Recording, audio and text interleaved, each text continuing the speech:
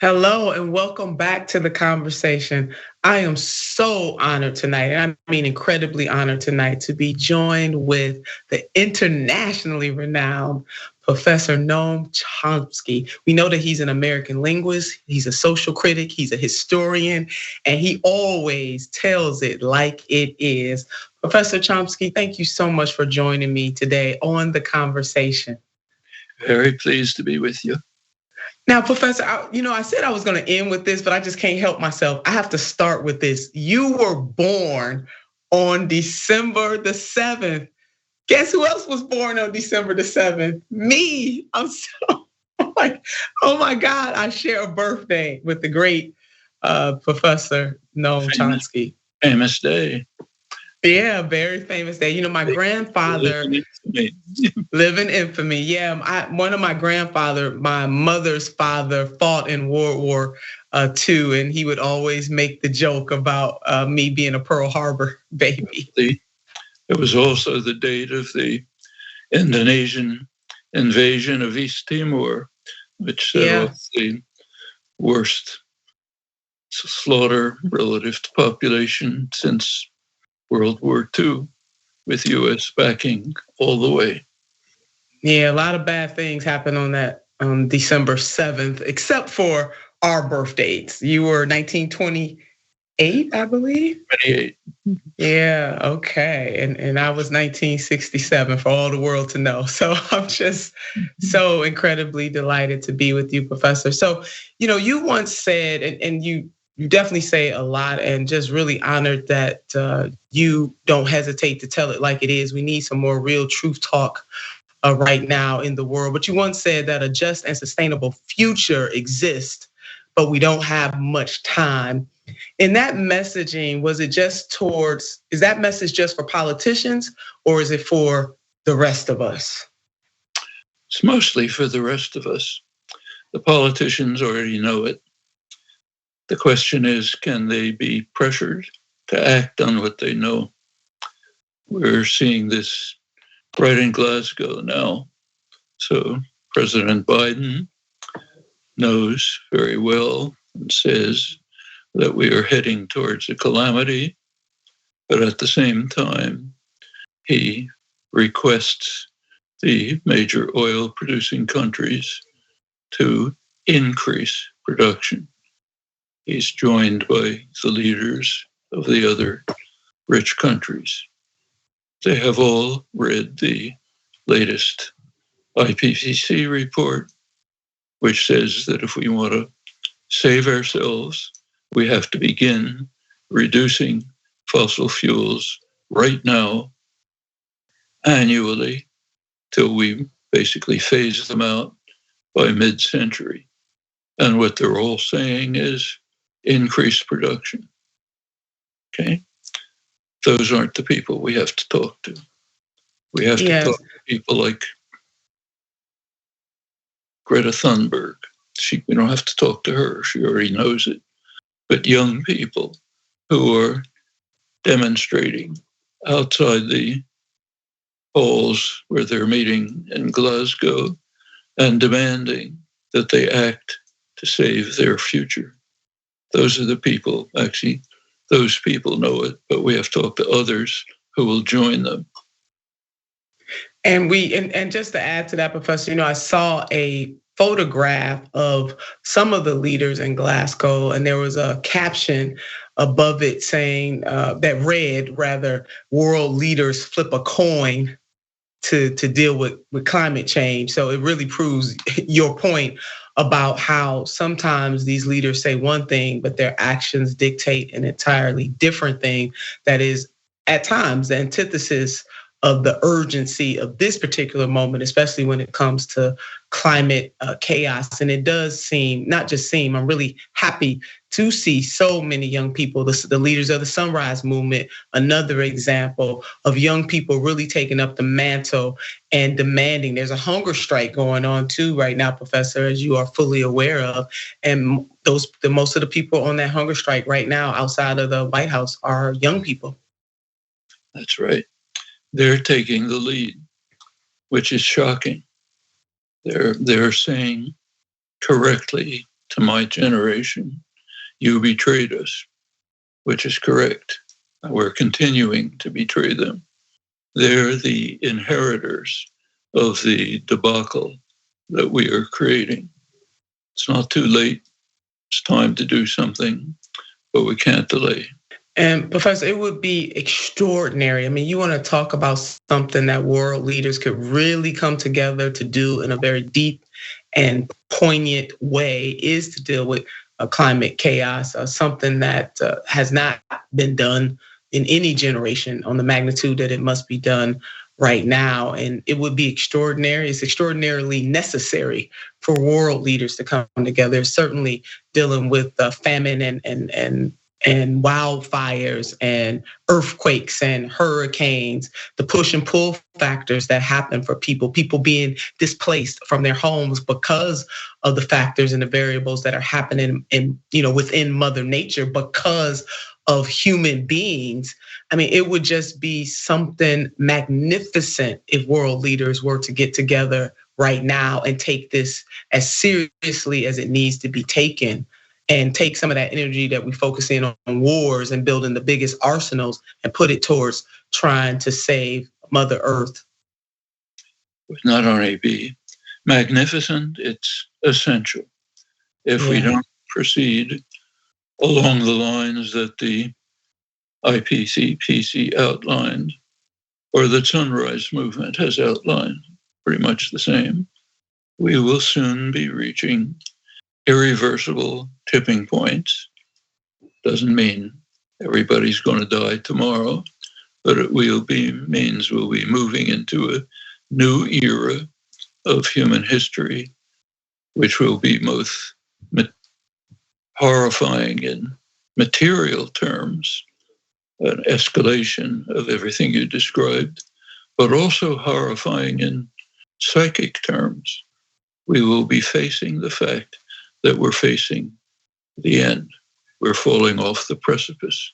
It'll be a case of let's save what we can and let everybody else disappear. It's unimaginable. And it's not far off. We still have a decade or two to reverse course. If we don't do it, we go over the precipice. Yeah, Doc, and there have been many movies that show this horror time and time again. I mean, you're talking about art entertaining life. What would you say? Because there are many people who don't necessarily believe that this could happen, or they think it's so far down the road that they don't have to worry about it. What would be your message to people who just simply don't believe that we're facing this kind of catastrophic future? Well, we don't have many weapons. One of them is education. Another is organization. Another is activism of the kind that the Sunrise Movement illustrated. And it's worth bearing in mind what they did. It's a group of young people active for years in trying to save the environment from disaster. They moved to the level of civil disobedience, sitting in on congressional offices, Nancy Pelosi's office. Ordinarily, they would have been just thrown out by the police. Capitol Police. Capitol Police. Not this time, because they were joined by a young representative, Alexandria Ocasio-Cortez, came in on the Sanders wave with a few others. She joined them, protected them. It went on to the point where the Biden campaign was pressured to accept a reasonable, not sufficient, but at least reasonable climate program, opposed 100% by the Republicans and by the party managers who didn't want it either. But it's there. And Ocasio-Cortez and Ed Markey, senior senator from Massachusetts, did introduce a resolution. They just reintroduced it a couple of months ago which spells out in detail how we can overcome this catastrophe in a feasible manner. Their proposals are very similar to those of the International Energy Agency, which is originally a fossil fuel-based international organization. Several fine economists, my colleague Robert Pollin, Jeffrey Sachs, have come out with detailed proposals, all very similar, slight differences, and all show very convincingly that with expenditures that are well within reach, less, for example, than that was used to bail out rich investors during the pandemic, less than that, we can 2 to 3% of gross domestic product.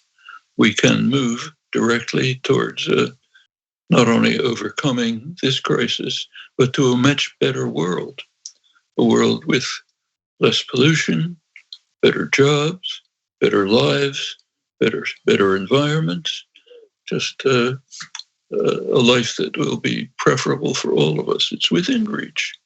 And interestingly, though the political leaders are not listening, lots of people working in the extractive industries are. The United Mine Workers has basically accepted a proposal, a transition proposal, requesting correctly that provisions be made to make sure that the workers in the mines whose livelihoods will be lost will be cared for, families cared for, trained, moved to better jobs. All can be done easily within reach. That's right. Yeah, a just transition is necessary. We cannot leave our sisters and brothers and family and friends in the coal industry out in the cold. They must have a just transition so that they can provide for their families and the new energies, whether it's wind or solar, the whole greening of America. And I keep saying the world because I know that the United States can be a leader, but we cannot be the only one because dealing with climate chaos is certainly something that we have to deal with as a world, but there are lots of economic, it's political, it's social, it's economically and morally right thing to do and to make sure that the folks who work in the coal industry are the first in line for that just transition. That's correct. So Dr. Chomsky, what keeps you up at night? I don't know, I guess what we're talking about right now might be one of those things, but what keeps you up at night, or framed another way, what causes you discomfort in the political realm? The fact that we have the means to save ourselves, save the millions of other species we're destroying, create a better life, and we're not pursuing the opportunities that are available to us. It's not just on this issue. Same is true on nuclear war, an equally serious issue, a threat that has been it's enormous, it's growing, can be controlled, but we have to grasp the opportunities. That's the kind of thing that should be keeping us all awake until we manage to overcome this gap, a gap of will and energy, and carry out the actions that have been spelled out for us. We know what they are.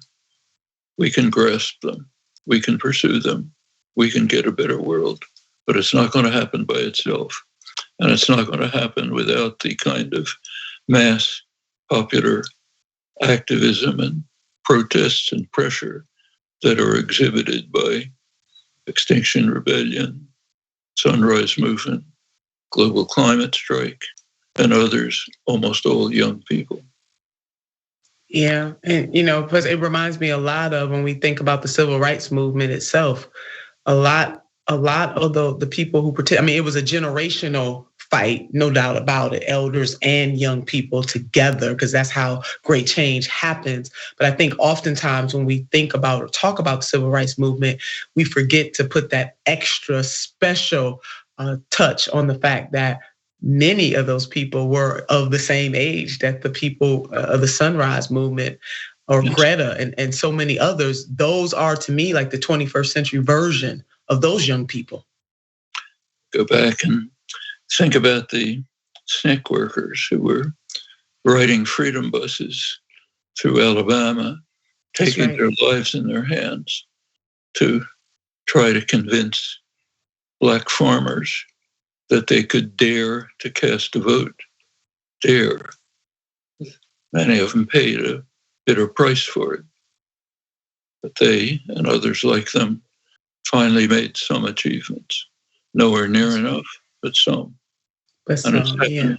There were other cases.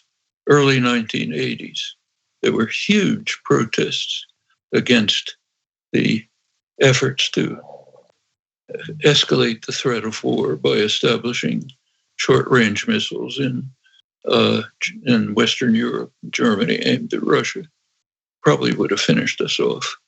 But they were sufficient to convince or pressure Ronald Reagan to accept an agreement with Mikhail Gorbachev, which in fact staved off the threat for many years.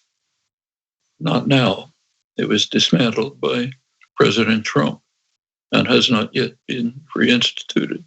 But it's the kind of thing that can be achieved by dedicated popular action.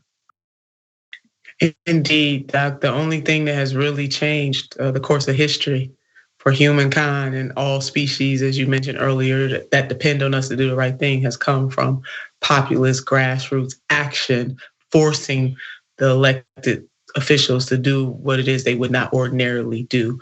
I want to talk about the Reverend Dr. Martin Luther King Jr. because in thinking about and reading some of your writings, your bold positions on what must be done, and the fact that you continue to say that these things can be done if we act fast, an acknowledgement of the fact that the United States of America has all of the resources available. We have all of the resources at our disposal to be bold in our answer to or response to Mother Earth crying out about how she has been abused generation after generation. We can actually do these things. It's not like we're a poor nation and we can't afford to.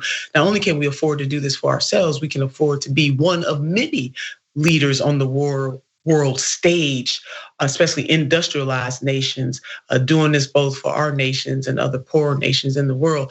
And Doc, it made me think about something that the Reverend Dr. Martin Luther King Jr. once said, very quotable, as we both know. But this, I think, speaks to this moment. And I just want to get your reaction to this in our final moments. I want to put up the quote so that we both can see it and you can respond to it in our final moments together. But the Reverend Dr. Martin Luther King Jr. once said that power without love is reckless and abusive, and love without power is sentimental and anemic.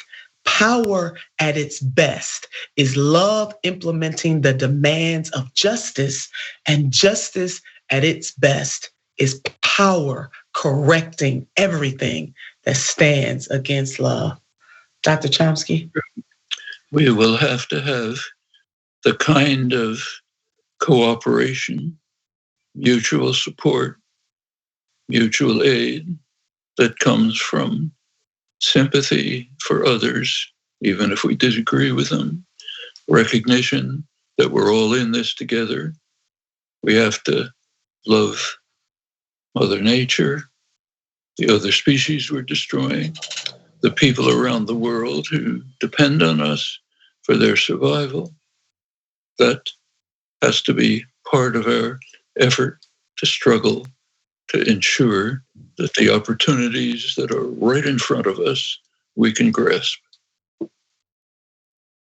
I totally agreed. And there are many opportunities in front of us. We just have to seize them.